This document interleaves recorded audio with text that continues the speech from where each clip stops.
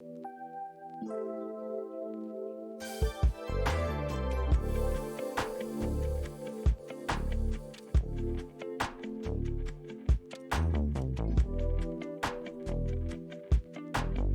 Sexy Squad, welcome back to my channel. So we are going to talk about the second part of my review of Heart of Invictus on Netflix. We know all of the derangers were talking about how horrible it was, but whatever. I mean, this is so much bigger than them. I'm actually filming this on the first night of Heart of Invictus 2023. We know that the Netflix docuseries tracks, I think the previous year, I think it's 2022, Heart of Invictus.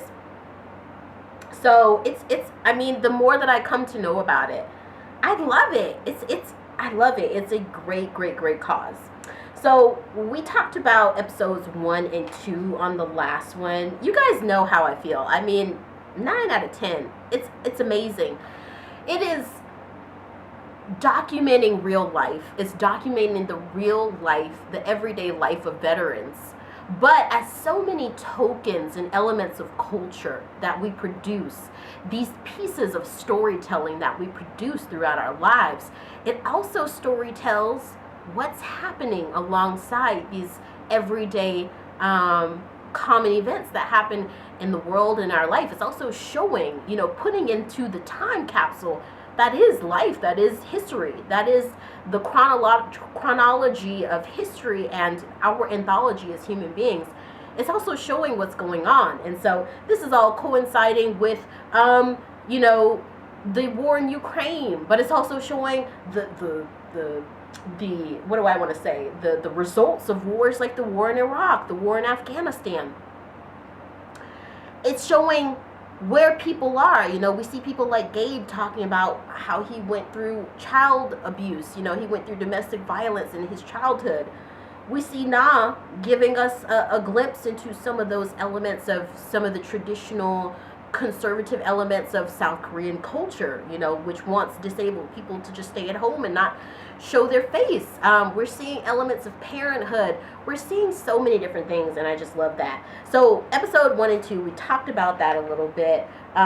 We followed Tara in episode 1. We followed Tom.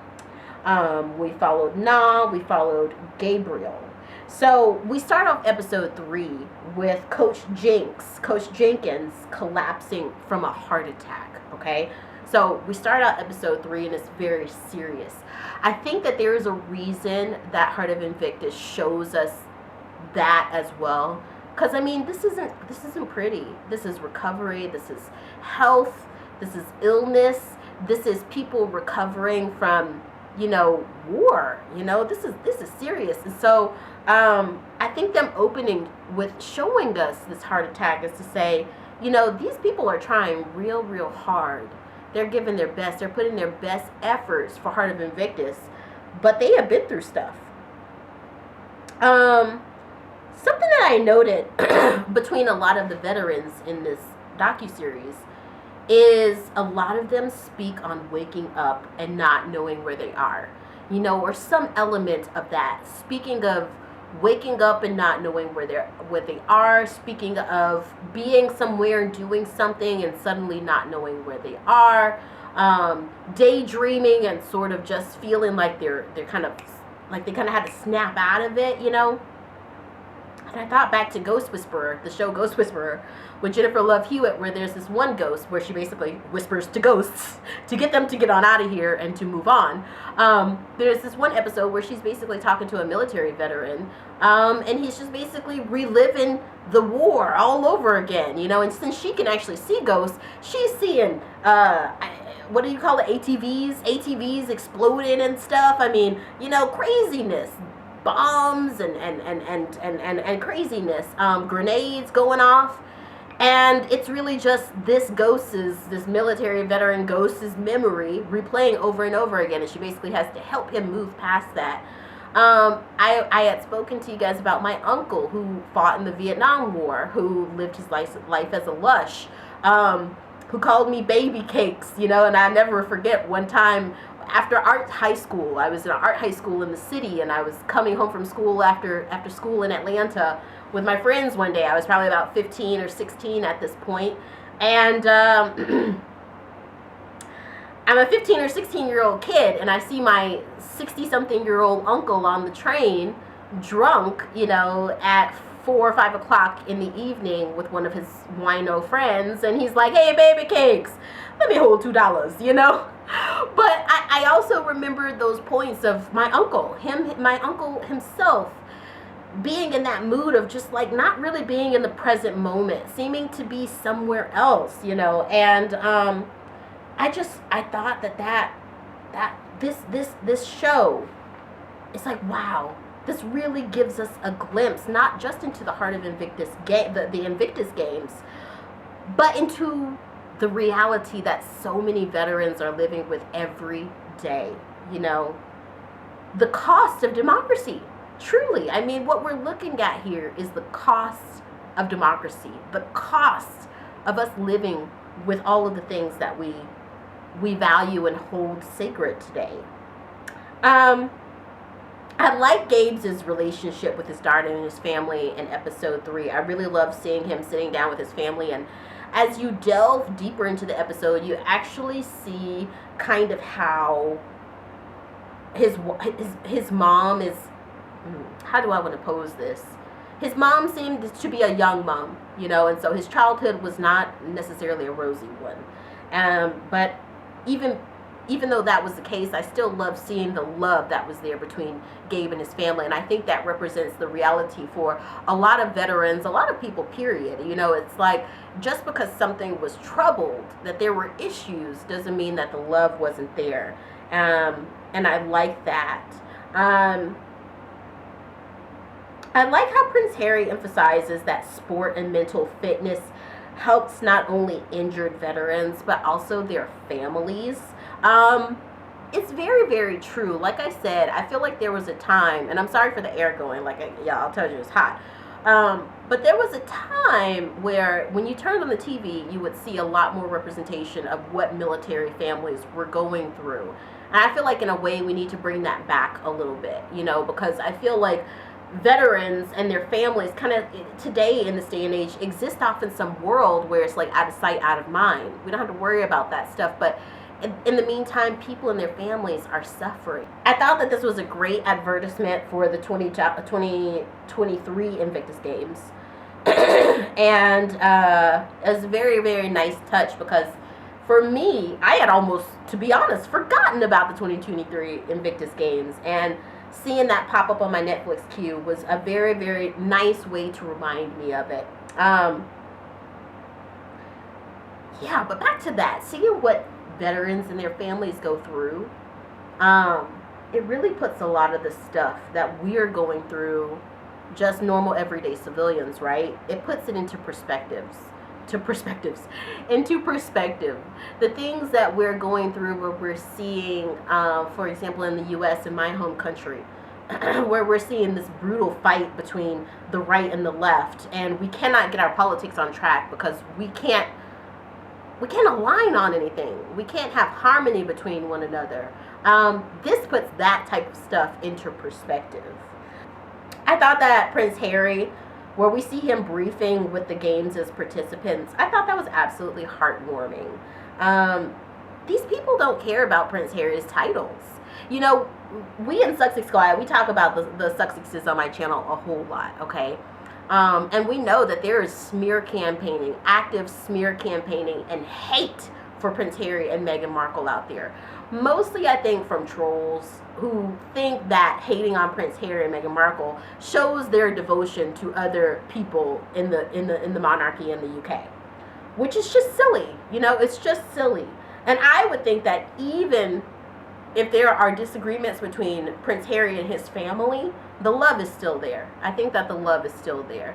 And many of us who have been through issues with family members who were suffering from, whether it be anxiety or depression, or maybe they just had a lot on their shoulders. Maybe they just had some really heavy expectations and burdens and responsibilities on their shoulder. Or maybe it's something like a personality disorder. Whatever it might be, we've all had those moments where there is a strained relationship between us and our family or our family members, but the love is still there, And so even from people like Prince Harry, from Prince William or King Charles or things like that, I don't think that they would be wanting people as much as they don't really put a stance out there to say, don't do this to my family. But still, I don't think that they would be condoning people to send Prince Harry and Meghan Markle so much hate. But those of us who really, really advocate for the Sussexes, we know that they receive a whole lot of hate from a lot of trolls. And they talk about Prince Harry and Meghan Markle like they are narcissists, like they don't care about anybody else but themselves, like they should just stop talking, like they said they wanted privacy, so why are they doing all of this stuff, that they should give up their titles. That's something that they really, really focus on, a lot of these trolls, is their titles. They never ever saw Meghan Markle and her mixed race kids as even worthy of their titles. But what I saw from that heartwarming briefing with Prince Harry and the participants of Invictus Games, these people don't care about Prince Harry's titles. The same way I don't care about Prince Harry's titles. You guys see it on my channel all the time. I call Prince Harry and Princess Meghan. I don't even care if they're Duke, Duchess, whatever. They are the people's prince and princess. You know, what they have put out into the world has touched me in my heart, and that's all that I need to know. Basically, I'll support him for the rest of my life. That's all that I need to know. These people who are participating, you can see it through that briefing in episode 3. They don't care about Prince Harry's titles. They don't care about him being a spare. They don't care if he's a ginger. None of that. They care about what's on the inside, and he cares about what's on the inside of them. I also wrote down that I love Na. You guys know I have been on the South Korean soap opera kick for like a year now. I am obsessed. So I really, really love Na. Na is always, Na is like the spirit of just like the millennial, the Gen Z or whatever. He just, I don't even know if he's millennial or Gen Z, but he just seems to represent, at least I feel like, some part of just that every person's spirit, because he's always like, oh, this is so awkward. I just love that. He's always saying stuff like that, like, oh, that was painful, like, oh, this is so awkward. I just love that element of just, you really get to see all of their personalities shine through. Everyone's unique personality is a really nice touch. Again, Ukraine, like, and I found out that I've been pronouncing it wrong. It's Lara. I've been pronouncing it Lara?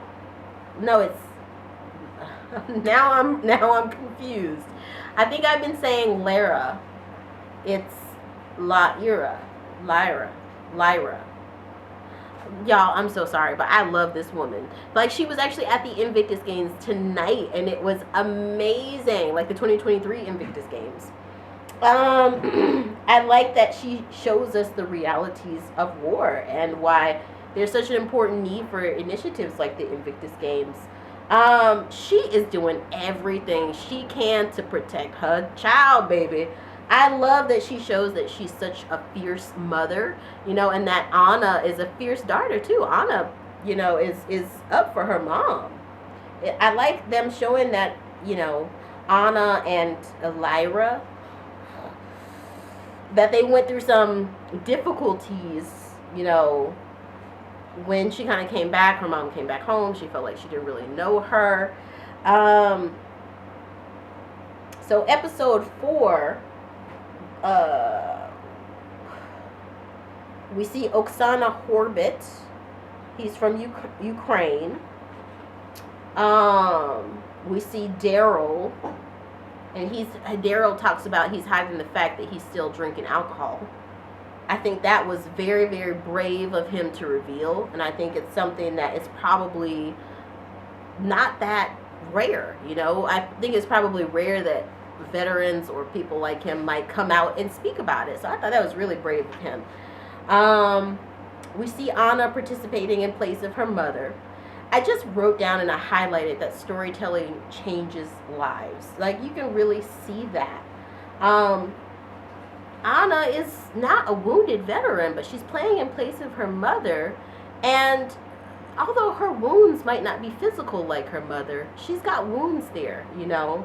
And the fact that she's overcoming these wounds, I love that. I love even seeing all of these people who have come in place, these women who have come in place, to sort of be Anna's de facto mother. You know, multiple women coming together to be Anna's de facto mother, to support her while Tyra is not there. I definitely cried at the part where, you know, we see Tyra, you know, we see Anna playing in the place of Tyra, and all the emotion building up. I was like, girl, you got the eyes of a warrior. Prince Harry talks about how the people who are competing in the Invictus games, he worries specifically about the Ukrainian competitors, because after they leave, they have to go back to a war zone. That's when it's like really real for you. Like, crap, this is really happening. So that's all we got for this one. We will come back to this final part and we'll talk about episode 5 of the Invictus Games on Netflix. I want to know what you guys thought. Please feel free to put it in the comments. And if you're new here, please do me a favor. Hit the like, subscribe button. Hit the bell so you know whenever I post a video. And I'll see you guys next time.